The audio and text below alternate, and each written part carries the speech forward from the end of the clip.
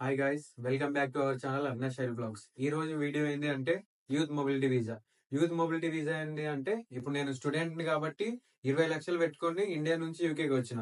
అదే ఇప్పుడు youth mobility వీసాలో ఎట్లా అంటే మీరు only NSS charge, visa charge కడితే మీరు ఇండియా నుంచి యూకేకి రావచ్చు. అది కూడా మాది మీకు ఒకవేళ లక్ ఉంటేనే.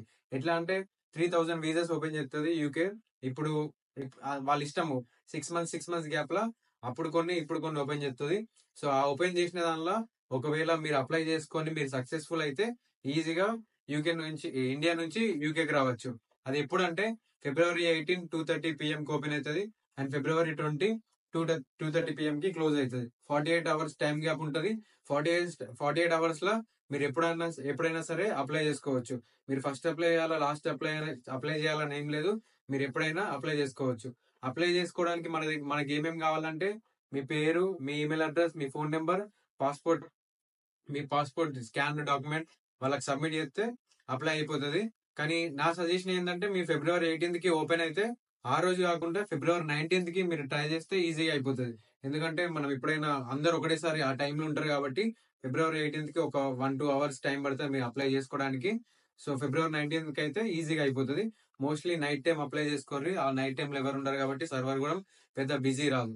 సో మీరు ఇది అప్లై చేసుకున్న తర్వాత అంటే అప్లై చేసుకుని ఎట్లా అంటే మీరు ఆ వెబ్సైట్కి వెళ్ళి నేను కింద నా డిస్క్రిప్షన్ లో వెబ్సైట్ ఇస్తా. మీ వెబ్సైట్ కి వెళ్ళిన తర్వాత February 18 కి 2:30 PM కి అక్కడ అప్లై నవ్ అని వస్తుంది. అప్లై నవ్ అని పోయిన తర్వాత కొంచెం ఆ ఇన్స్ట్రక్షన్స్ ఫాలో అయితే చాలు ఈజీగా సింపుల్ గానే అప్లై చేసుకోవచ్చు.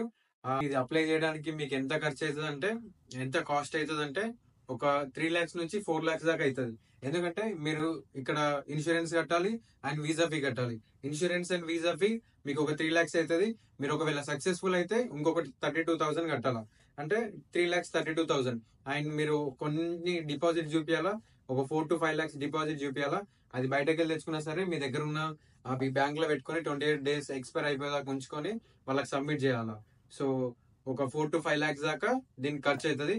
సో ఇప్పుడు ఎవరు కూడా ఒక విషయం ఏంటంటే మీరు ఎవరు కూడా ఒక కన్సల్టెన్సీలు బయట అడుగుతుర్రు యూత్ మొబిలిటీ వీసా అప్లై చేయడానికి. వాళ్ళు 10,000 5,000 అడుగుతుర్రు.